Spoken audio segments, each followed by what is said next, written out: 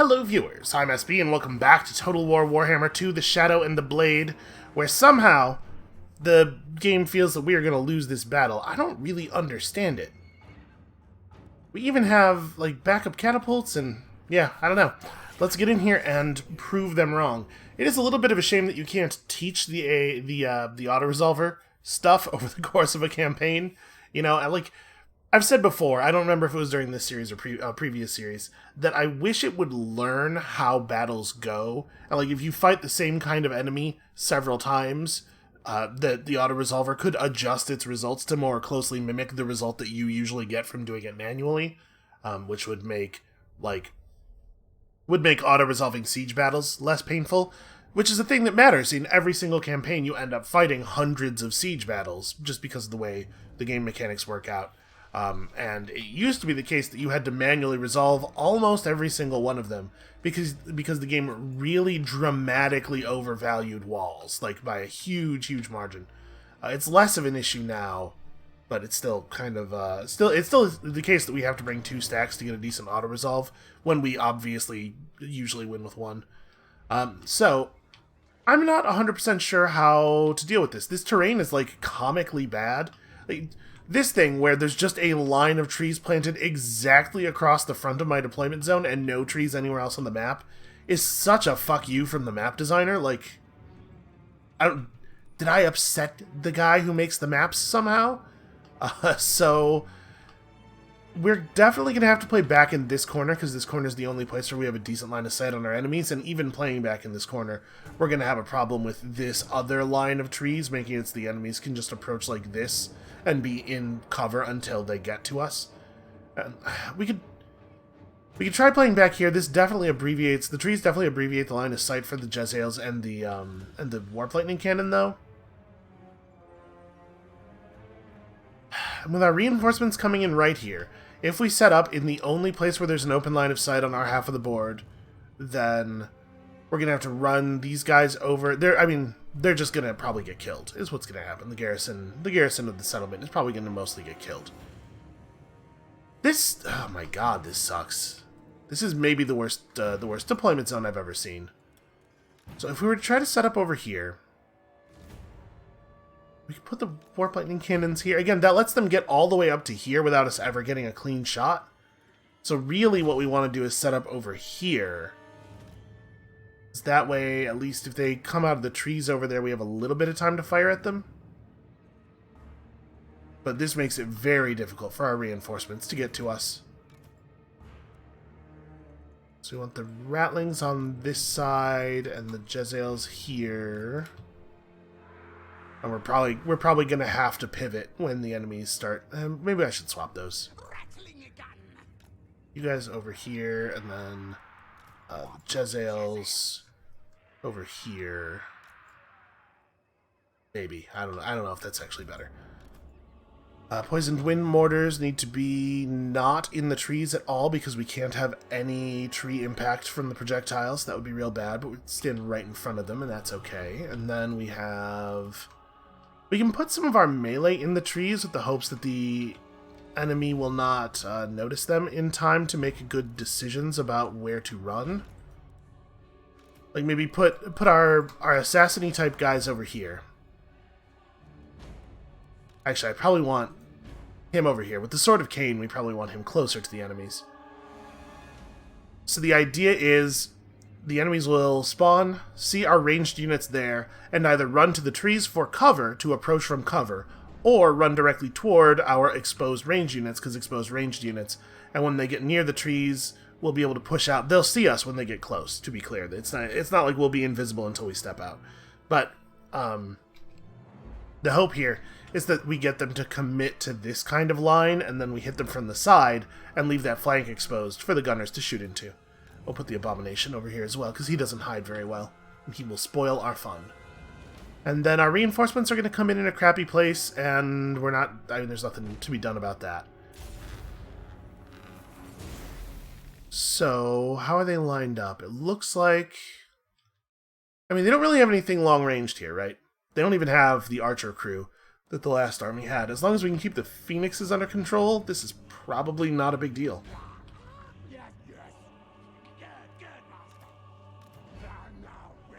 Now, unfortunately, these guys are totally visible to the enemy. Is that Tyrion himself? Tyrion, the Elf King?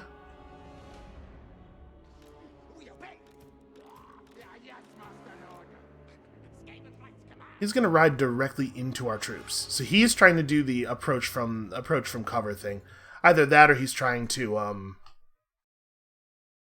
might be he's just trying to rush our reinforcements as they come in before they have a chance to position themselves, because if there's anything that elves are, it's poor sports. I am a little concerned. He's going to get close enough and reveal everybody. And once he does that, obviously it's going to be tricky for us. So, what are his stats? I'm sure his combat stats are terrifying. We have 98 attack, but only 45 defense. We hit very hard.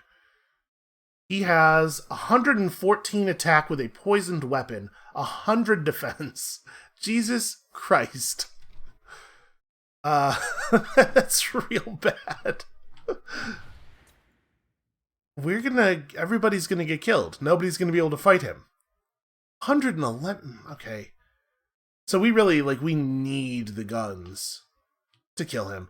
Alright, I think we have to abandon this whole plan here, and just everybody's got to get out of there. Let's make sure that we're moving our garrison units over.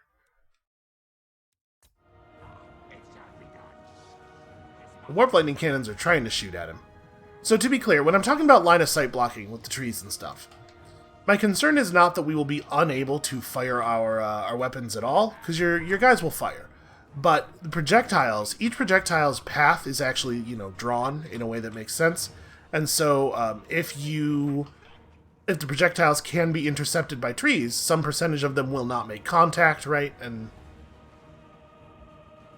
it just reduces your effectiveness. So this guy has breath and poison, this guy has warp lightning, and neither one of them can overcast, I believe. Okay, things have gone sideways a little bit here. We do, fortunately, have a pretty clean shot on these dudes. They took the approach path we wanted pretty much. Alright, let's take a second here and reorient. Now that we have a lot of targets available, let's make sure we're shooting at the right things. Warp Lightning Cannon, work on the most exposed Phoenix. I like the Jezzails focused on the enemy cavalry. I think that's pretty smart. So that's a unit of Dragon Princes, and down here we got Silverhelms. Silverhelms are considerably less dangerous. Also, those Silverhelms are carrying shields, so they're better against small arms fire, while the Dragon Princes are not. They have armor, but armor not that effective against a sniper rifle. So, and then the Poisoned Wind Mortar teams need to focus on the enemy archers, if possible, because firing mortars at cavalry is kind of a fool's errand. They will do stuff. I wonder if we should drop one of our many Menace Below charges here, just to try to get the elves to stop and group up on it, and then we can warp bomb it and maybe get some early kills. I'm going to do that. I'm going to drop them right here. And we're going to have to be a little careful with our Winds of Magic, because we don't have a lot of ways of replenishing. I want the catapults to stop and start firing, but we got to make sure that they're in a place where they're protectable while they're doing it. Because, honestly, stop right here and just start shooting. Feels good. Let's just make sure we put some bodies over there. The things we're most likely to get swarmed by, obviously, are cavalry, so why don't we pull some of the halberds back to play defense on that, and then these guys can potentially flank, if that makes sense. And I'm going to leave the Warlock Engineer over here as well. I think that makes sense, because we really don't want him running into the actual fight. And then we have a couple of units of Poison Wind Globadiers, who I guess should just set up over here, but these guys might actually be valuable. We have a lot of upgrades on our Globadiers at this point in the campaign. Do we want to fire this off? It has a 2-minute cooldown. What's the range on it? About that far? Alright, perhaps inadvisably, I'm having our guy run forward a little bit. We're gonna try to commit an early whirlwind. Try to make it to the Shadow Warriors. They're going to panic quickly, but hopefully they're going to also die quickly. We want to fire this on them the instant we can. Okay, that actually worked really well. That was a lot of damage.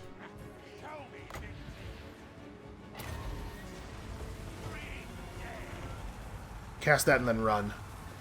So in addition to the extraordinary amount of damage that the Sword of Cain Whirlwind deals, it also enrages. It sets the units that it hits on Rampage mode, which means they just run forward and try to melee anything that they can.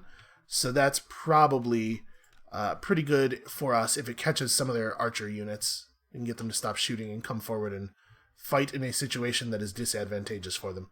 I do not want my catapults shooting at the enemy, shooting at those phoenixes. They're not going to hit. Let's just have them drop death on good enemy melee units. It doesn't have to be melee. Yeah, that's fine. The targeting we have now is fine. And we need to set some more of our melee units up in... Grab a couple units here. Up in a more aggressive position here, because it's about to be time to play defense for the little guys. And in fact, I'm going to run the hero over here for exactly that purpose.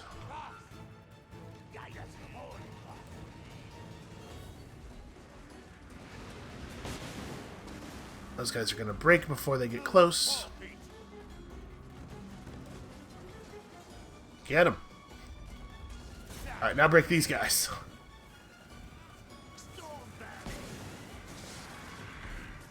Now break these guys.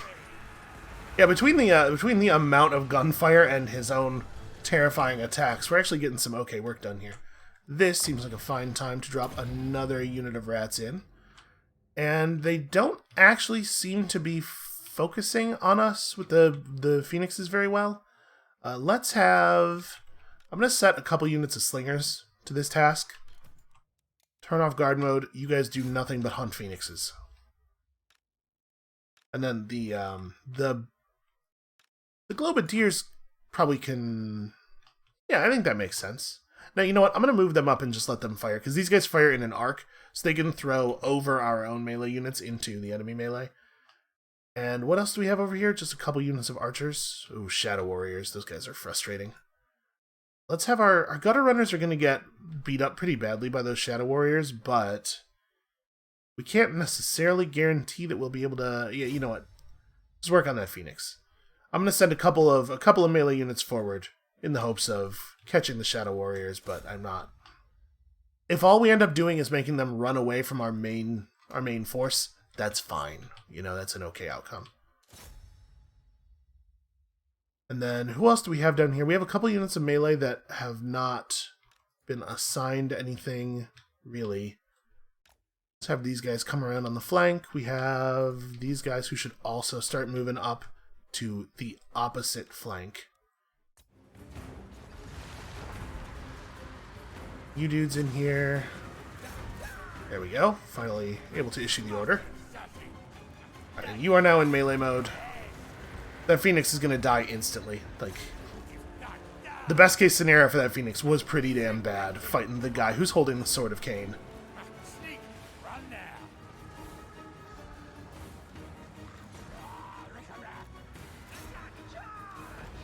Alright, let's try to get these halberdiers in on the Phoenixes.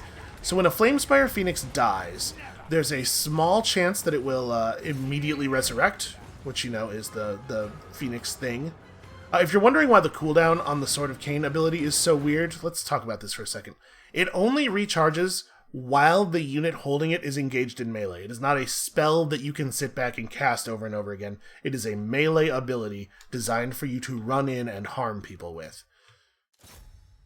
Let's have our fast-moving melee units do some stuff over here. These triads, we don't really need to worry about enemy cavalry, I guess. You know what? There's one unit of enemy cavalry. Make them not exist anymore. Also, none of you guys should have guard mode on.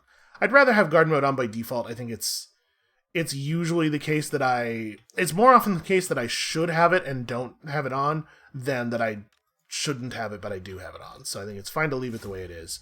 I just got to remember to turn it off when it makes sense. Let's have some of these guys committing to the side, and let's try not to warp bomb any of our good units. Alright, I did not have a plan here, by the way, for our monster to fight their monsters, but it's not a bad idea. Now that they've suggested it, I kind of like it. Alright, the Jezzails are doing fine. The Warp Lightning Cannon here... Do we want to turn it and have it shoot at the Phoenixes? I'm not actually certain. I mean, it's not going to be able to fire into the melee very effectively. Yeah, let's do that. Let's turn it and have it just shoot at some other stuff. You're going to come over here and try to land on our ranged? Oh, he's doing his Phoenix Bomb attack. They just drop fire. Alright, all that chasing is going well. We should probably break up the pursuit here. Whoa, that's not... I accidentally clicked on that flag icon that doesn't need to ever be clickable. I think we're going to try to catch some of these guys in position over here so that our pursuers can catch up with them. And then we do have enemies close enough and stationary enough to hit them with some spells, so let's hit them with some spells. And you can bless our weapons with filth. Much appreciated. Alright, let's come back over here and make sure that these guys actually engage, because if we don't give them specific orders to do so, they won't. Okay, there we go. That should be very helpful. Phoenixes should be taking a lot of damage here. Globadiers are globe tossing. Yeah, we're getting some good work done still. You can buff people up and then get in there and chop up some dudes. Probably what's going to end up happening here is we're going to have the gunners kill Tyrion, because he's going to be very close to unstoppable in melee. Phoenixes are having trouble. Looks like we are catching people over there. This seems like a fine time to drop some of these. You guys should get back to work. There's a lot of Phoenix warriors, or a lot of Shadow warriors rather. I was looking at the Phoenix on the ground while talking. I guess you guys are still... One of you can come over here and help. Deathrunner should get that job done pretty quickly, and... Yep, there we go. Starting to remove some enemies from the table so we can hit Tyrion with the gunfire. Actually, Tyrion's panicking. Look at him. What a coward. Alright, everyone, finish him. Wait, no, sorry. Melee units don't have to necessarily do that. I bet we can kill him.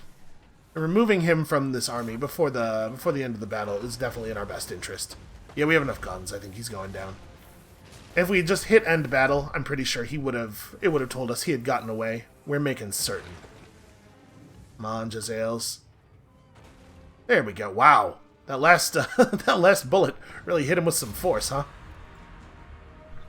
I'm gonna be honest with you. I have no idea what the trait you get for defeating Tyrion is, but I'm excited to have it. Also, it looks like we maybe did lose one unit of Halberd Stormvermin, which is a shame, but on the whole, that went really, really well. I'm very happy with that outcome. And I do not understand how the autoresolver thought it was going to go much worse than this. The autoresolver, like I mentioned last episode, it dramatically overvalues some factions' units. Lizardmen are always the canonical example that I use. Lizardmen win every early game autoresolve, because the autoresolver thinks that Sauruses are somewhere between 6 and 10 times as powerful as they are. Okay, yeah, that unit did actually die. That's a shame. We probably don't need the replenishment. We're in friendly territory and stuff. We'll heal up.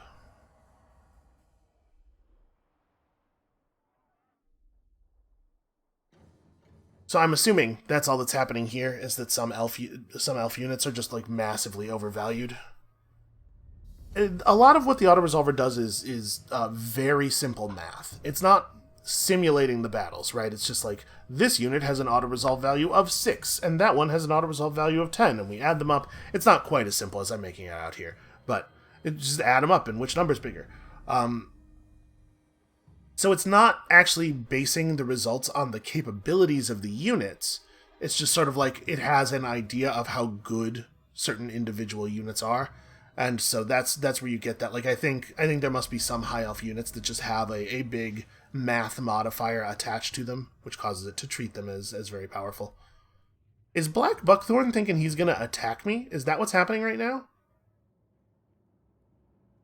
He's moving around like he thinks he's going to attack me. Ooh, that's a pretty good trait. I mean, it's very incremental. +2 melee attack, obviously not super significant, but it's a decent trait. The Sword of Cain is gonna help a lot. They should not have brought me the Sword of Cain. It's gonna turn out to have been a real bad play on their part. Alright, get me Chupa Nope, hold on. No reason to allow extra casualties. Let's get Vomik over here to help. Okay. The easiest possible version of this battle. We'll go ahead and food and wall up here. Like I said, I don't necessarily intend to keep and hold this, but there's no reason to allow the enemies to take it any more easily than we absolutely have to allow them. And in the meantime, hey, gold.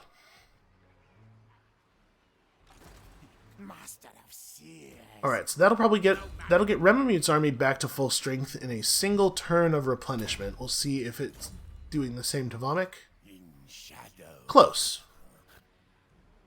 Okay, so after this, we'll be in a much better position to engage with the Bretonnians, and apparently they're coming hunting. They think that they are going to be able to come after us. Well, do we have somebody stay back and try to fight Luan? We probably shouldn't abandon the coast entirely.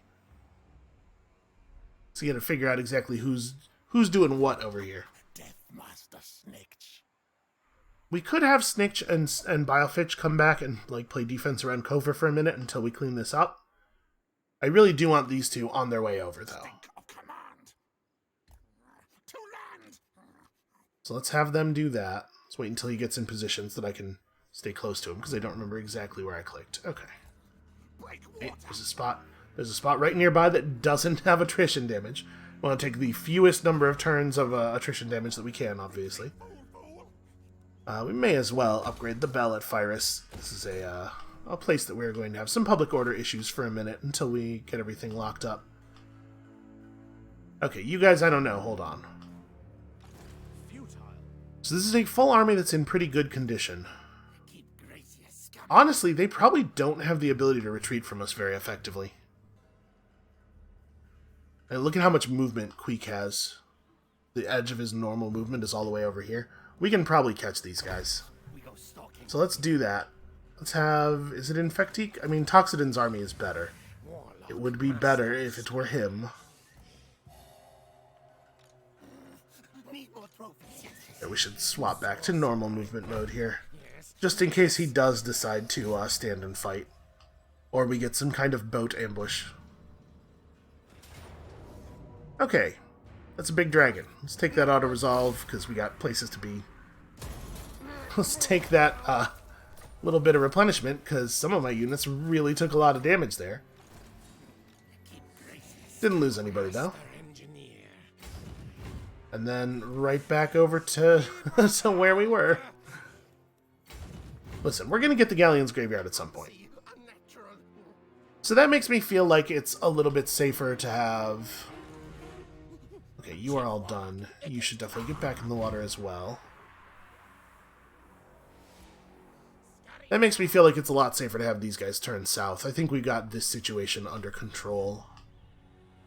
Did that elf army... Yeah, that elf army does still exist. So let's cut them up and then head back to re-equip a little bit.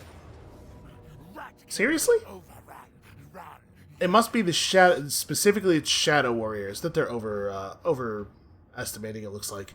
Because this is an insane amount of auto-resolve for that number of bodies. I'm going to hit the auto-resolve button here, and if it kills any of my units, we're going to go back and do this manually. Okay. That's still way more damage than we should have taken. We just took the morale bonus, so refreshing it while it is still at max duration isn't actually going to help us any. Right, you should come join this army. Welcome to the team. And then Scheif needs to... Let's see. What do I actually want to recruit for this army? I guess that's gonna affect a lot of where we want to move. We have a functional siege workshop here. It's only at the level that lets us recruit catapults, but that's actually what I want. So, yeah, maybe what we do here is we step to the edge of this region.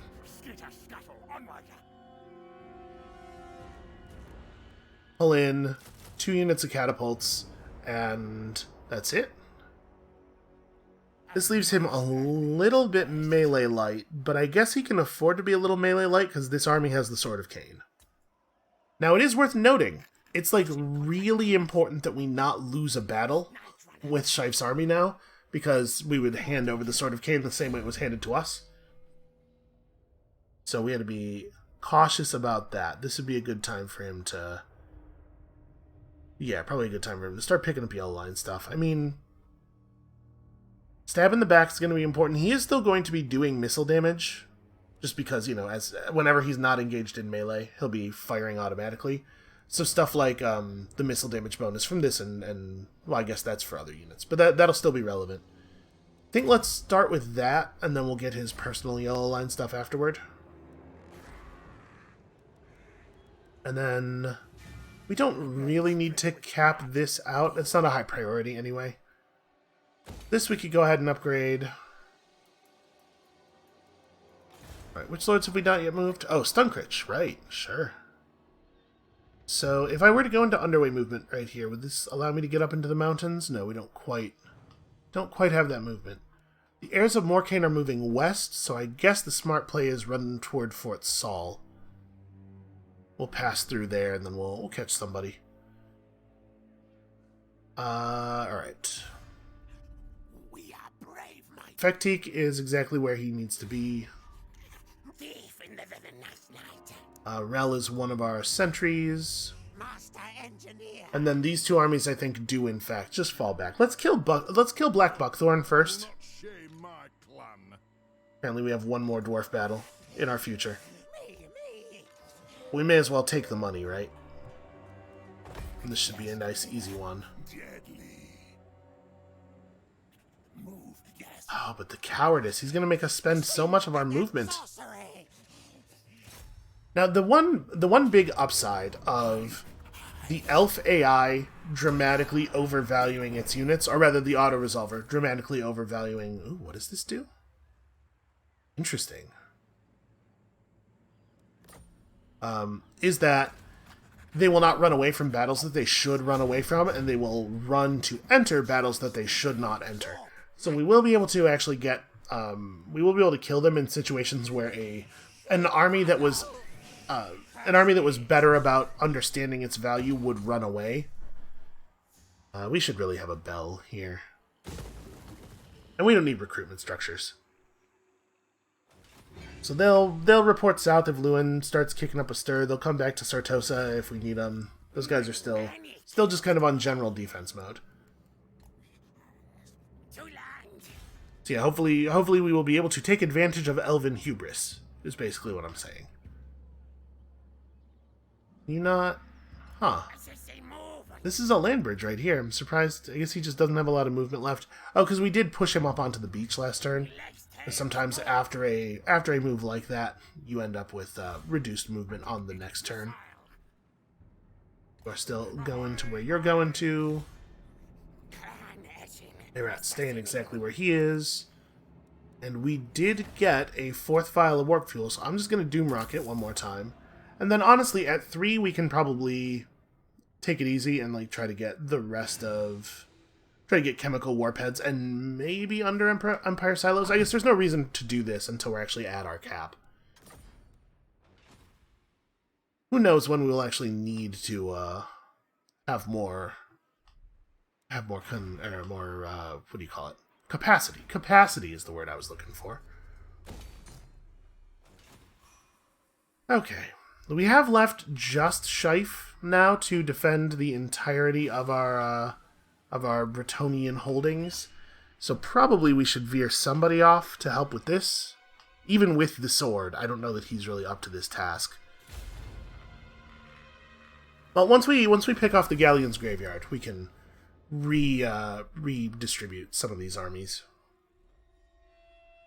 So I guess I hadn't been thinking about this, but actually, the fact that the auto-resolver dramatically overvalues high elf units does play a part in this bar looking like they have greater strength than we do. It might actually be the case that our military strength is considerably greater than theirs in reality, but the display is just broken by the fact that apparently Shadow Warriors are considered to be the greatest military units in the history of fighting.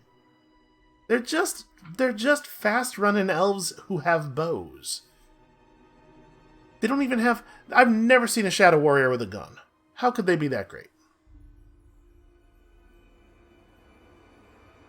It's like, well, they're sneaky, and they have hand-powered missiles? How could they not be great?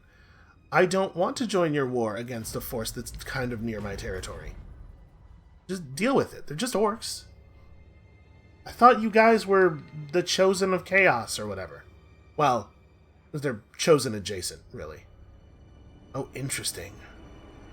So with our two armies at full strength, I wonder if we could just pounce on those guys. They may have exposed themselves. Because I think between those three armies, they have about 2 stacks worth of units, right? So depending on what they are, we might actually be in a really good position to take them down. I'm not interested in reducing loyalty. Alright, good work, everybody. Let's start with... Come on. This is way too far south. Let's start with the... There we go. There he is. Start with this, because we know what this is. It's probably going to make the most sense to just go up through Altdorf, do the crossing of the river at Altdorf, and then... Let's have a look at this situation. So no, actually, these stacks are a little bit fuller than I thought. 11 and 13 and 14. So no, that is in fact about two stacks worth of units. They got some yeoman archers, which I don't think are very good against the tier of units that we have up here. Foot squires are fine though. This army is very cavalry heavy, but those are all good units. Okay, so these are not weak forces, and they have a lot more horses than I would like to fight at this point.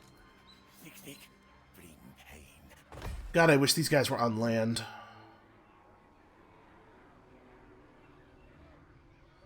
Maybe the move here is to go into ambush mode. We could sit here and replenish one more turn, right?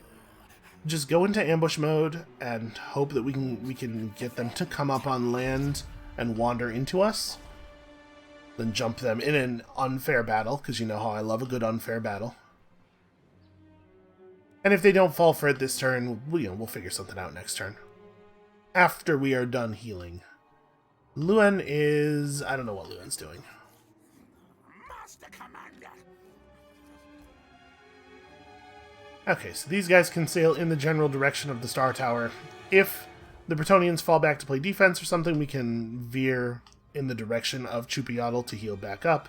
But right now, let's threaten them while they are out. These armies have nothing to do except approach the Galleon's Graveyard this turn. So is there still an Elven army hanging out there? There is. They've been recruiting slowly all this time. But I'm sure they're pulling stuff from the global recruitment pool because they just took the Galleon's Graveyard, so... Oh yeah, it has basically no buildings. There is no recruitment stuff here. Ooh, owning it makes you immune to reef and maelstrom attrition. That's not the kind of attrition you suffer in deep water. Neither one of those are. You know, deep water attrition is deep water attrition, but still useful. So do we think we're going to need 4 stacks for this? The Power of Rage. So we got some crummy armor, and the whole army has Frenzy for 10 turns. That's actually pretty good. We are brave, mighty. We definitely want Queek over here. I'm wondering if these two might be enough, if we could have Ikit and Infectique point themselves more northward. Let's see what the Elven defenses on this part of the island look like. I guess the answer to that question is, what Elven defenses? There's a single army led by the recently embarrassed Alithanar. Let's not fall for the same thing they're falling for, though. I'm gonna actually just do this. We might have Ikit head north to play with Shife. It's like if Ikit and Shife could provide a real distraction to a number of Elven armies by coming over here, then we might be able to draw off enough of their armies to make the Awakening and Lothern a little bit more vulnerable. I think I want him on the Lothern attack squad, though. I'm just going to have him move over here. He can be in a support position for these guys next turn, or for now, we will continue to rely on Shife to solve his own problems. May as well not be in tired mode. Speaking of Shife and problem solving, I guess we're going to hang still one more turn. Borath is probably not going to attack anything on this coming turn, right? I made a gap here so that I could start a Pestilent Knave. I know, like, we don't have a lot of growth fats. The fact is, I don't think Rat Ogres are good, and I think Hell Pit Abominations are okay at best, so I'm not terribly strained about not having one of those in our northern recruitment center. You should try to keep an eye on these guys, though, and to maybe harass them. Rat's good. It doesn't look like we're going to need to play defense. So, what do we want to do? We probably need somebody to come back over here and lower disapproval in Sartosa for a minute until we get the bell fixed. Wow, we are really taking a lot of negatives here. We're 3 turns away from another use of the dominating scheme, which will certainly help. I'm going to have Bilefitch fall back to Sartosa for the moment. Somebody's got to just stand here and raise public order. And then you, I guess, can grab this. This is just free money.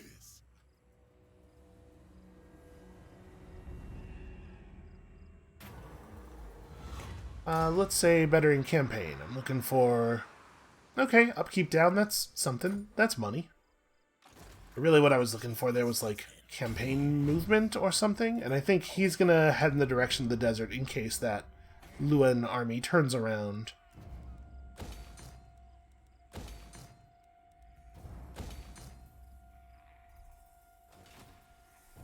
Okay. The Eye of the Panther doesn't have any walls. Maybe we'll end up regretting that eventually. Just make sure that these areas are developing as quickly as they can. Okay. Yeah, if Luan turned around right now and rode for Kofor or something, maybe he could challenge it, but I think, honestly, he's in pretty bad shape. As far as relevance goes. Rel is fine. Upside, I have no idea what Upside should be doing right now. Getting rid of enemy agents?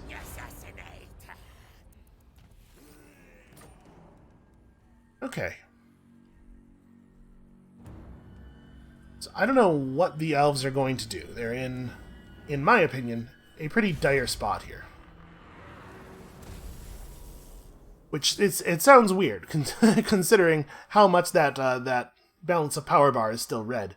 But, like, on the whole, I think they have a lot of force and not a lot of ability to apply it. Positionally, I think things are going pretty poorly for them.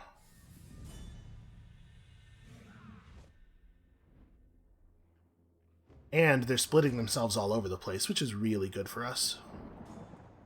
Because they're still sending armies to the Lustrian jungle, and they should really... I guess that tells us that they don't have a lot of faith that Hexawaddle is going to be able to stop the rats, which is fantastic for us.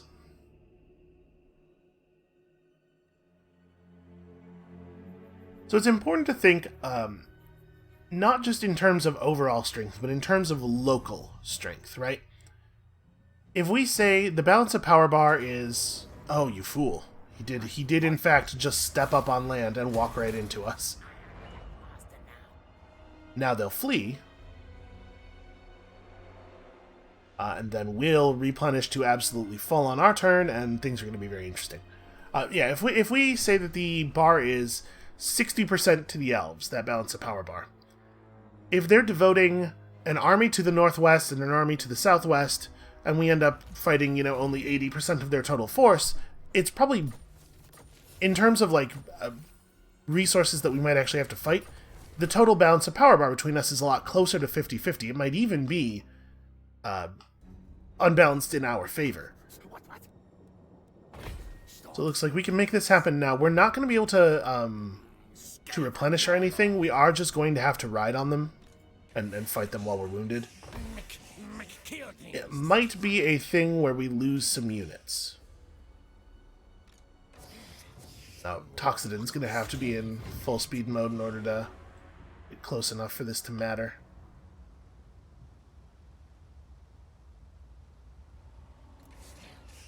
Alright, get up there and get ready. Let's do it. Attack! Curses! Wait, he didn't go the way that... There was a path that led right in there in a single move. I just kind of assumed that he would do the thing that makes sense instead of a thing that doesn't make sense. So I guess that's on me. Alright, well, let's just get up on the reef, and this is bad. Maybe it should fall back to be ready to play defense, in case this push doesn't actually work. The Galleon's graveyard itself doesn't have much of a defense force. A couple of Silver Helms, some White Lions. These are not small troops, but I think we should have it under control. And Obarmun cannot get into defense range in a single turn. Yeah, I'm going to get back on land. We're going to see about maybe fending this guy's push off if he is in fact headed toward our territory. I'm really annoyed about that. About Queek just deciding not to attack correctly. That's a thing that really shouldn't happen. Alright, so are both of these armies in full health now? Yeah. Alright, we can approach the Star Tower without taking any attrition damage. The elves are moving a lot of troops down here to try to defend the last vestiges of Bretonnia, though. Ooh, we do have just barely the range necessary to attack that army. What do we actually have in these armies? An awful lot of guns. An awful lot of guns. Yeah, man, I think that's probably the play here. Let's snipe this this elf army. It's in full sail mode, so it can't run from us. And then between the two of us, we will still be more than strong enough to take on Réponse de Lyonesse. Okay, and they're giving us a better auto-resolve here. I'm going to take that. Unit of Skaven slaves died, but honestly, yeah, that's probably not too far off. Okay, can you get to a place where there is no attrition? Hold on a second. No, the attrition symbol went away because we were close to an enemy. Alright, get close together, get ready to play defense. These armies might get wiped out. There's a possibility that the Bretonnians will be able to turn it on enough. We just have to position these armies. Let's make sure that they can both make it over there. Need to position these armies such that if the Bretonnians collapse on us and manage to take us down, they do lose the Star Tower. Really, it doesn't matter which one we take. As soon as we take one, the other one is close behind. And we will leave Chupiatl empty for the moment. If it falls, it falls. We mostly just needed the opportunity to replenish. Alright. Snitch, we lost vision of Luan, so Luan sailed west. Yeah, I'm not really sure what Snitch's job is here. Let's have him sail Just kind of in this direction. We'll see if we can figure it out later. Try to put him in as mobile a position as possible. Okay, well, Seeprich is now not going to die, even if this battle does go the worst possible way. So that's nice.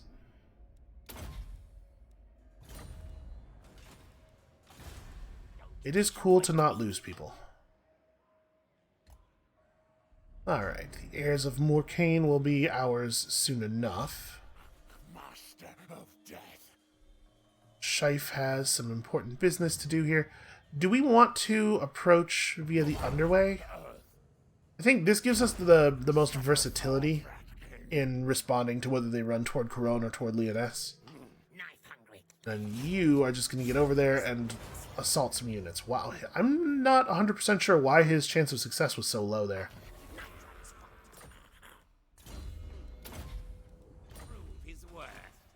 Okay, that's a little bit of a bummer. I was really hoping he would be able to do that. You can do nothing because you're tired. I mean, just try to assault. If it fails, it fails. Doesn't really matter. Right, you should definitely install... Oh, we could have him hang out here and cause an earthquake as we approach Lothern. I do like the idea of building a giant warlock bomb underneath the Elven capital, though, so we're going to try it, even though it's very unlikely to actually work. It would be the most fun option. That is absolutely what we are pursuing at this moment. So let's start with, cover-up buildings. So when we go to build the bomb, we'll first have to build this makeshift workshop, which will increase our discoverability by 1 billion. I think I'm going to wait until the deeper tunnels are finished before we really consider that. But our discoverability should drop to 0 next turn with the 1 building that we are working on. Then we still have lots and lots of places where, where there's lots and lots of upgrading to do. Get some of this going, some of that going.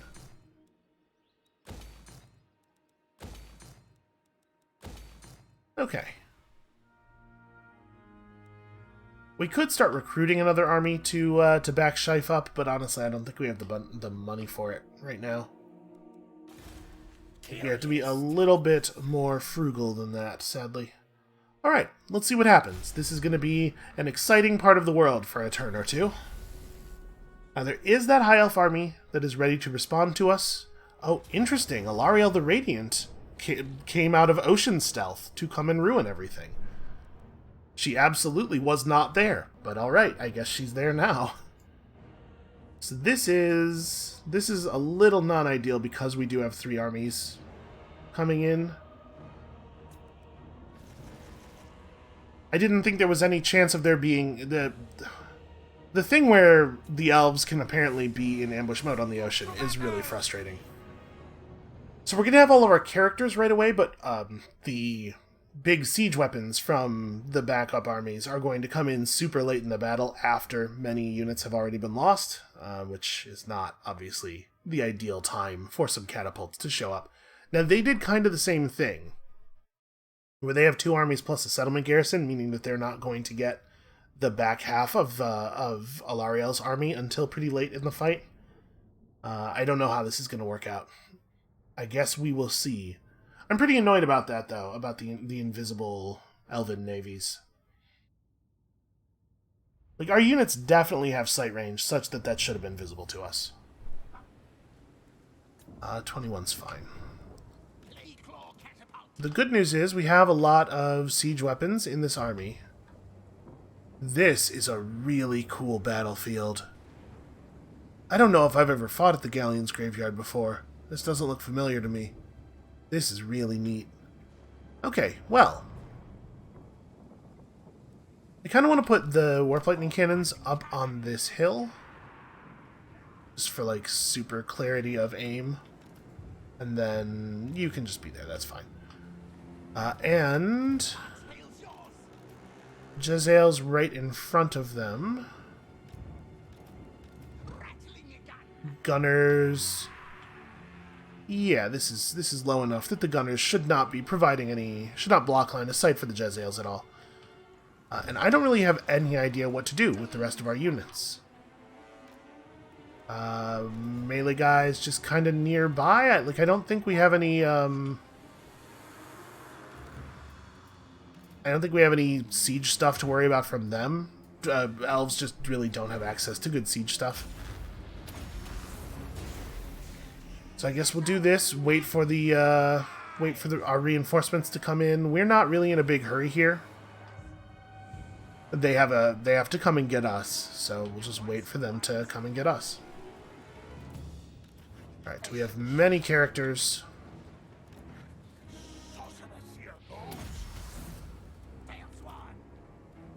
Including 2 characters with the, send him over to here, because he has ballistics calibration and stuff. Including 2 characters with the extra winds of magic thing, so we will be able to cast a lot of spells, which is cool. I have no idea what to do with you guys. There's too damn many of you. Is there like a weird spot that we're not allowed to stand here? And at some point the elves have to advance on us. Let's see. They have frost phoenixes. They do have Natalia, the princess of this army, on a dragon. And I assume Alariel has probably got some ridiculous mount too. I don't actually know too much about Alariel, the Everqueen. Obviously that dragon is a high priority.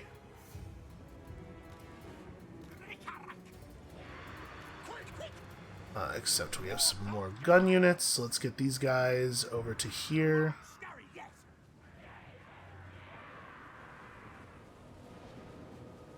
They have to come to us. I have no particular reason to be aggressive here. They're the attackers. Let's make sure we pull our gun units into control groups here because of the way they're spread across the unit box. I want to make sure we have good targeting, good quick targeting with them. You guys know that you attacked, right? I can just put the game in super fast forward mode and wait until the battle ends, and I win. So they have to come get us. Looks like they're starting to move forward now. Just keep an eye on our arcane conduits. Fire them on cooldown.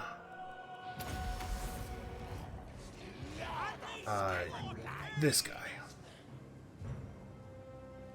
So we have a lot of really powerful spells available.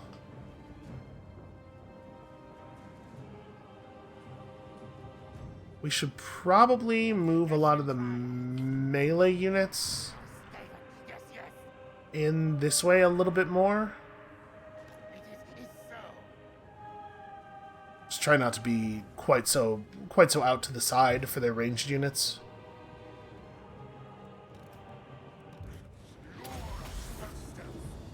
This is going to be a lot of spell casting. I will absolutely use a Doom Rocket here, by the way. I'm sure that we will have a good Doom Rocket situation. We probably want to wait until they're pretty engaged to fire it off. So where is Alariel the Everqueen? Some decent targeting from our catapults there. Also, the Jezzails can... Wow, yeah. Apparently we've got Jezzail range already, which is like awesome. Doing a lot of damage before they get in here. Yeah, I'm not really sure where Alariel... Is that her? That is her. Okay, so she's just on a horse. That's pretty good news.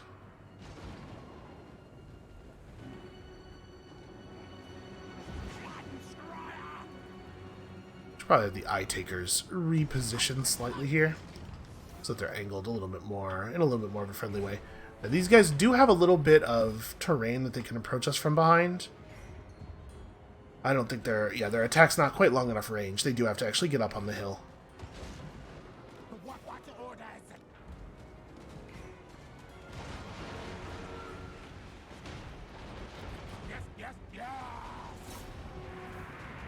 Get him. They're having a little bit of trouble charging because of the water. The water is negatively affecting their movement. So they do have a single Eagle Claw Bolt Thrower, which is not a great unit, but it is a unit that's going to be able to sit outside of our easy shooting range and do damage to us. I think this is an okay place to drop one of our menace charges. We could also use a spell or something. I'm inclined to save our spells until the battle is actually joined. We can throw out a brass orb, though. Let's keep these archers from doing the thing they are intent on doing here. And honestly, if their archers form up a little bit, then Crack's Call, I think, is obviously pretty great.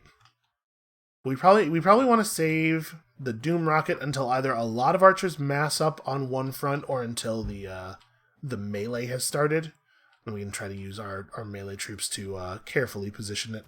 I should also probably actually have a control group for these Doom Flayers, because they're going to need to do some maneuvering. I don't want to have them run out right now, because I'm afraid they'll just get phoenixed. The Phoenix is probably faster than they are. It's certainly more mobile in some other important ways. I don't know, do we want to just do a Crack's Call right now, maybe?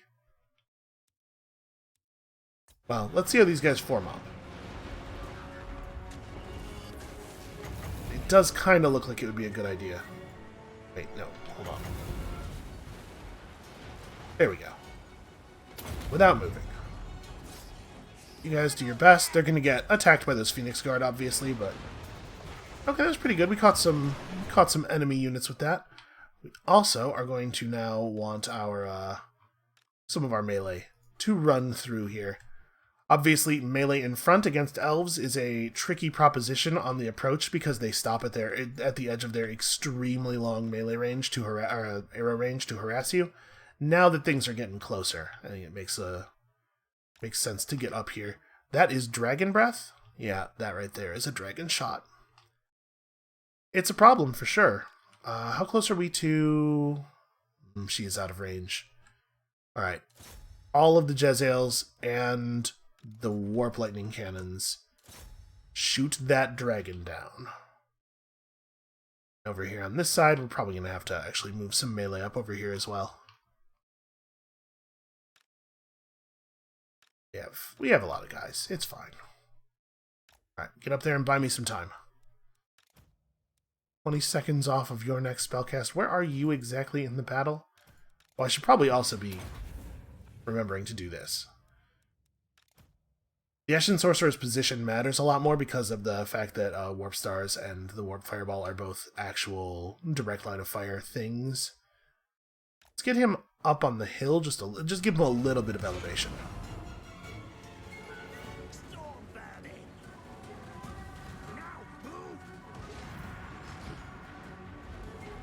Honestly, this is starting to look pretty good.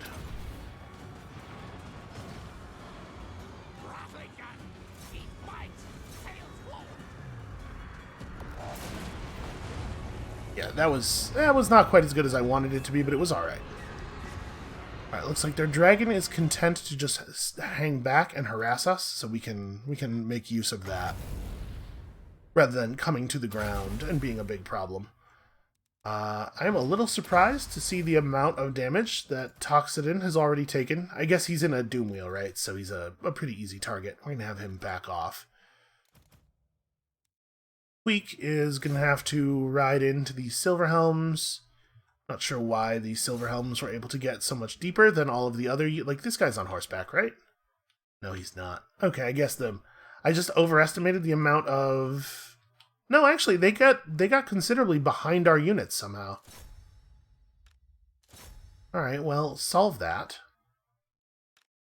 Let's see, you guys engage here, you guys engage there, you guys guard mode off and chase the Shadow Warriors away. They'll never catch them, but that unit has shields. They'll take relatively low attrition damage while continuing to push upward, and then just need some bodies out here absorbing enemy movement.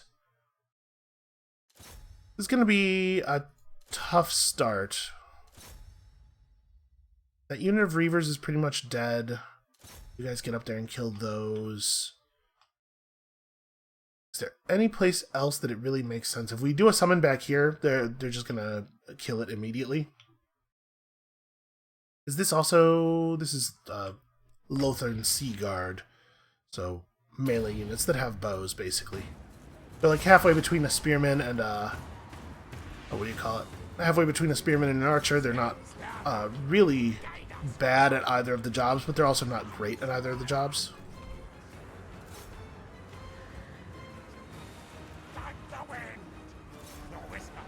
Let's try not to let these guys have the free flank that they want. Tie them up while we let the triads get in on them, and then the triads should kill them pretty quickly. And we are, in fact, going to get phoenixed. It's just a lot of stuff going on here. Sorry, there's gonna be a lot of pausing. This is a big battle with a lot of things happening, so there's gonna be a lot of pausing. These rattling guns. Weird that that's where the flag is when this is where the units are. We're getting the dragon. The dragon's going down. I guess the warp storm must have already ended, because that Frostheart Phoenix is definitely moving already. We probably want to be casting another spell here. I guess we can Warp Gale again.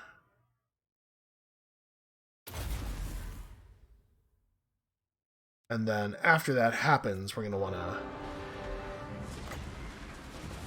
Doom Rocket just some random melee troops. We've done our best to pin the dragon in place. Actually, you know what? Let's just have these guys do this. Yeah, I don't... Some of their units just, like, can turn off their collision, I guess? They just run right through our stuff?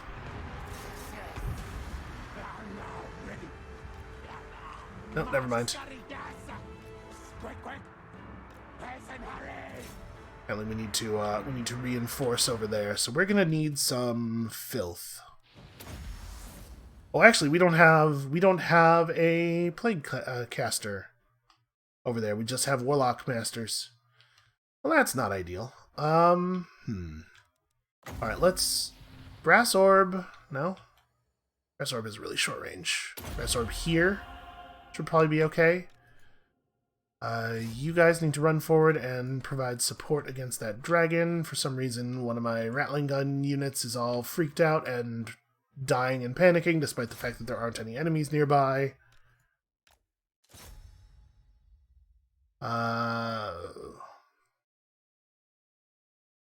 We could use some warp lightning. I'm trying to figure out what I think is going to be the right move here. This is probably an okay time for us to have Infectique like charge into the side of a group of white lions. I'm a little leery of doing that because we've seen a lot of times when we give a unit a multi-node path that has an attack at the end, they don't execute the last part of it. They just move to the place where they should have executed the attack and stand there instead. I guess we'll see what happens. We have a lot of enemy archers that are looking very badly wounded, but not actually dead, so I guess that's a reasonable place for us to drop one of these, and probably also some Warp Lightning. That's where we could do the Warp Lightning. I mean, you want to do your Warp Lightning where the enemies are dense, though.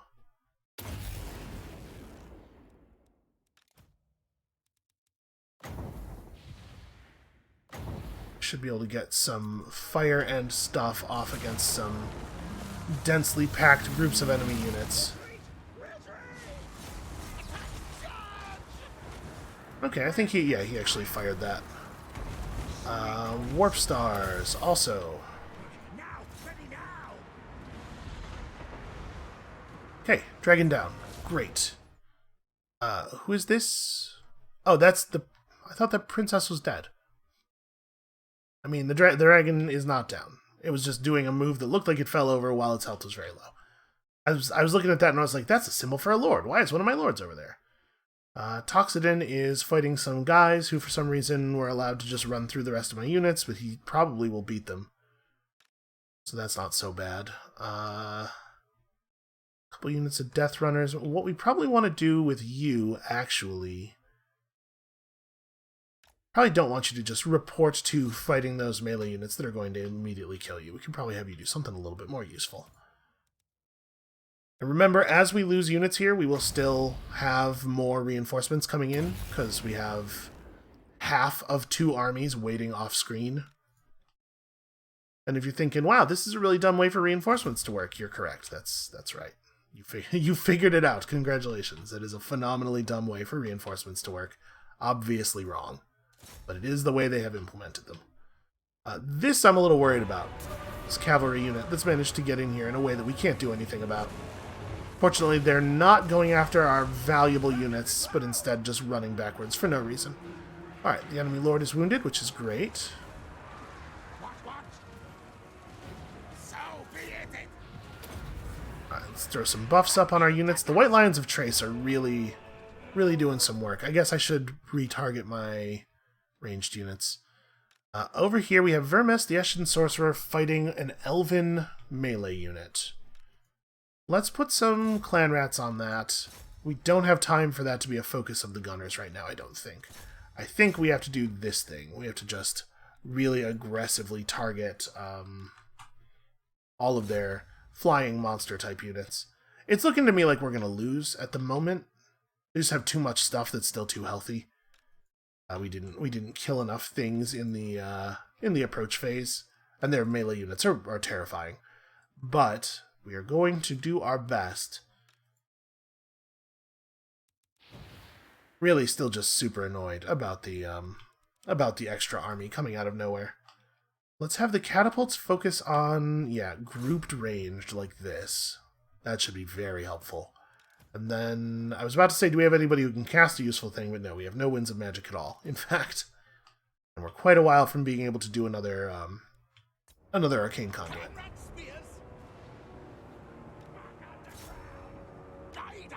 Yep, it's a great example of the thing I was just talking about, where units just choose not to execute the last leg of their orders if that last leg was an attack. I think the enemies have separated enough now that this becomes a viable play. I do wish that that they didn't make you wait so long to give orders after they come out of the ground. They should give their orders right away. There's absolutely no reason for them not to be able to accept orders instantly. Alright, so it looks like I don't know if this is the unit of horses that was over here, if we killed the unit of horses that was over here, but in either case, now it's just the 2 phoenixes that were unaccounted for, so that's good. The phoenix that is accounted for is in my ranged units along with some horse guys. You lot have to get over here and kill some stuff.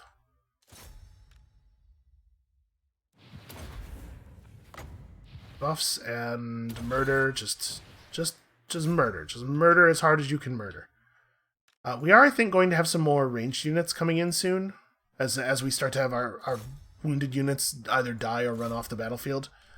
So that'll be helpful. But if our force has completely collapsed by then, we're going to find it very difficult to keep those ranged units safe while they are fighting, as we are seeing over here. Right, back off, let's have some units.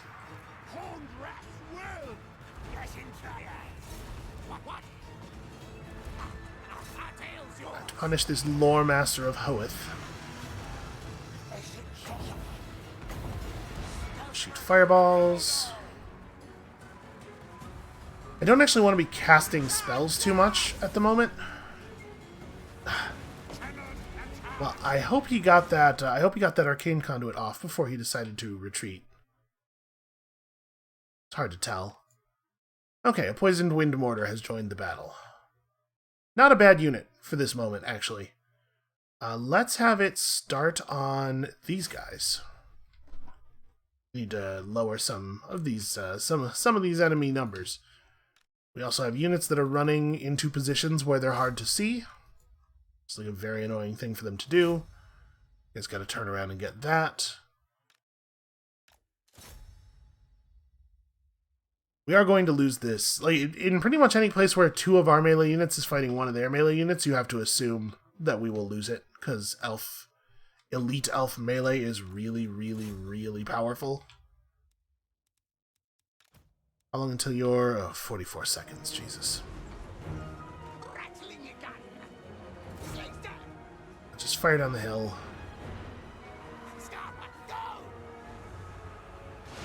Silverhelms are almost dead. That Phoenix should be dead. People should be shooting at it. I'm not sure why they aren't.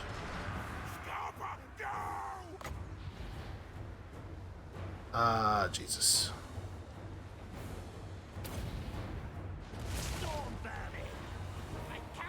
Let's try to do some damage over here. Another unit of mortars.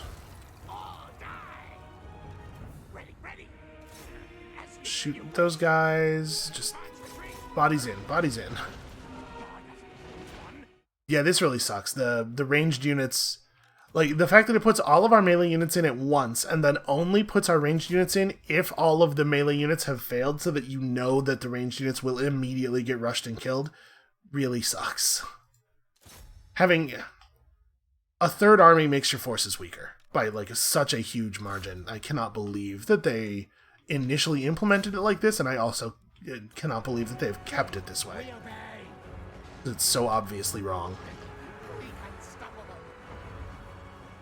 Unfortunately, it looks like we had one of their phoenixes do its phoenix thing. When a phoenix unit goes down, it has a random chance to resurrect or not. And what we're seeing here is that they did get a resurrection, which is really unfortunate. No counterplay for that. It's just like, did they roll the dice right? You lose. It's a lot of HP to have to get through a second time, you know? Let's put these guys in melee mode, just have them run up there. We gotta stop some of the enemy units as they come in. Start firing. We're having that problem with our ranged units where they have too many things to do, so they solve that problem by doing none of them.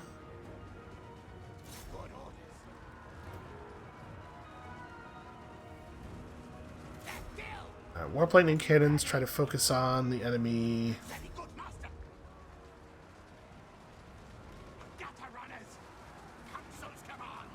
Yeah, their force was actually considerably stronger than ours because of the fact that they had a smaller number of total units.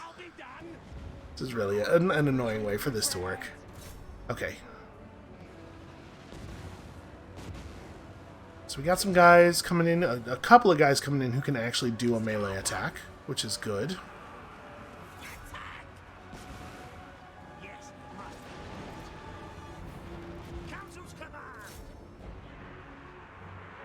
A few units that we have that are still not driven off the battlefield need to come back in here.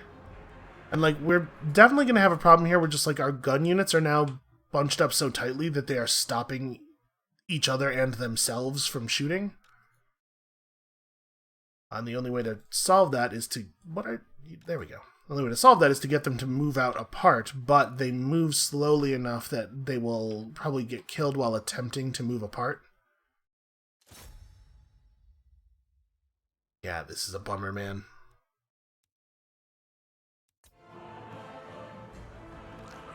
When I was moving stuff up onto the reef, I thought briefly about not moving everything together. But I was like, well...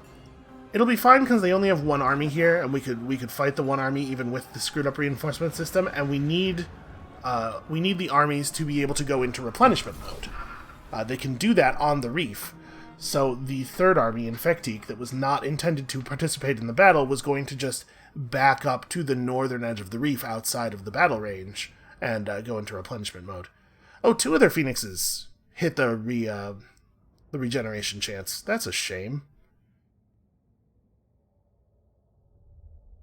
So yeah, that Alariel the Radiant teleporting into the middle of the ocean so she could come and join the battle really hurt us there.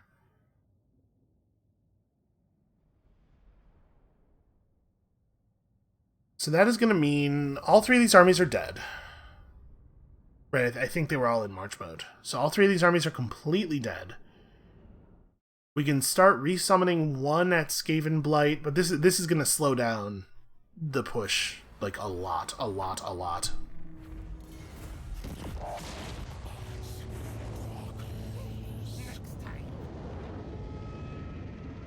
was Queek's... The Queek's army still exists, it looks like. But, I mean, obviously. Oh! They won! Well, I wasn't expecting that. They're gonna have to just get out of there, though. There's no chance that they could do anything meaningful. Because Alariel's army is still in really good shape. That said, Alariel's army is in worse shape than Ikit's, and Ikit isn't that many turns of movement away.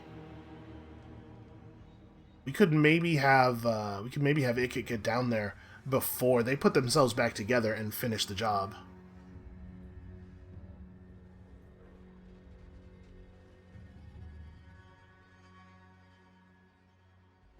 Okay, an awful lot of our enemies pushing hard on the Chamber of Visions. Looking like, if the enemy was at all competent, I think Clan Pestilence probably just gets wiped out, but they're not. They probably will fail to actually finish the job.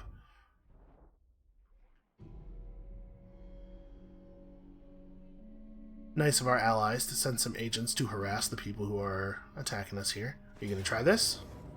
Okay, well, I'm reasonably sure this is going to be a huge blowout in our favor.